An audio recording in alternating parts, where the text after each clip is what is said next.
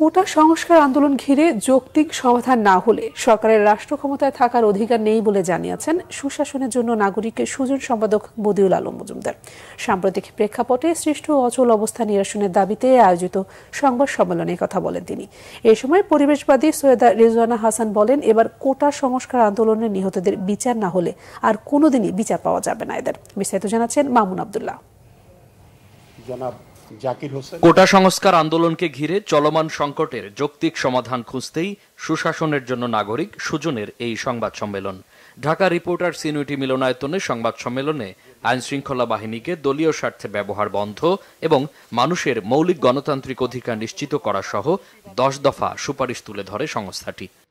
আইন শৃঙ্খলা রক্ষাকারী বাহিনীকে জনগণের মুখোমুখি দাঁড় করানো থেকে বিরত রাখা এবং এখানে গণতান্ত্রিক অধিকার সহ নাগরিকদের মৌলিক অধিকার যেখানে ভোটাধিকারও আছে এটা নিশ্চিত করা। সাম্প্রতিক পরিস্থিতি বিবেচনায় সরকারকে বিশ্ববিদ্যালয় প্রশাসন সহ আন্দোলনকারী শিক্ষার্থী, রাজনৈতিক দল ও নাগরিক সমাজের সাথে বসার আহ্বান জানানো হয় সংবাদ সম্মেলনে। বক্তারা বলেন, ফুটেজ দেখে দেখে এবার প্রতিটি হত্যার বিচার করা না হলে আর কখনোই বিচার পাওয়ার সম্ভাবনা নেই। এতগুলো মানুষের প্রাণ নিয়ে নেওয়া হবে, এটাকে আমরা কিভাবে ক্ষমা করে দেব? এটা তো আসলে ক্ষমা করারও কোনো সুযোগ নেই। এবার যদি আমরা বিচার না পাই তাহলে বাংলাদেশ থেকে বিচার শব্দটা হয়তো একদম উঠে যেতে হবে এবং বিচার না হওয়া পর্যন্ত স্বচ্ছ প্রক্রিয়ায় আন্তর্জাতিক মহলে সংশ্লিষ্টতা নিশ্চিত করে, জাতিসংঘের ইনভলভমেন্ট নিশ্চিত করে বিচার না হওয়া অবধি আমাদের চুপ হয়ে যাওয়ার বা সান্ত্বনা পাওয়ার বা শান্ত হয়ে যাওয়ার কোনো সুযোগ আমি দেখতে পাচ্ছি না। 10,000 মানুষকে গ্রেপ্তার করা হয়েছে, কারাগারে তো জায়গা নেই।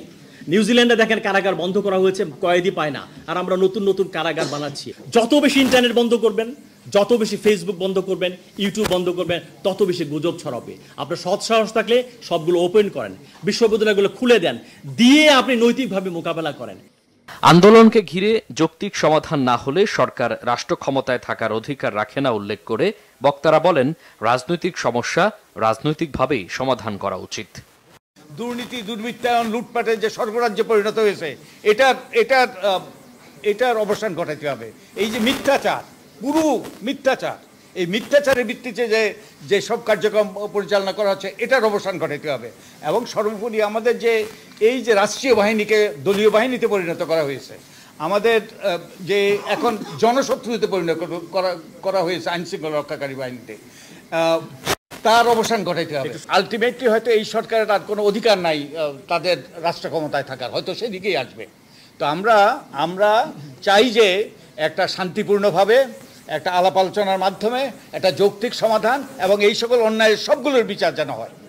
চলমান আন্দোলনে নিহতদের নাম পরিচয় সহ বিস্তারিত তালিকা প্রকাশেরও দাবি জানান বক্তারা। মামুন আব্দুল্লাহ, বাংলা ভিশন, ঢাকা।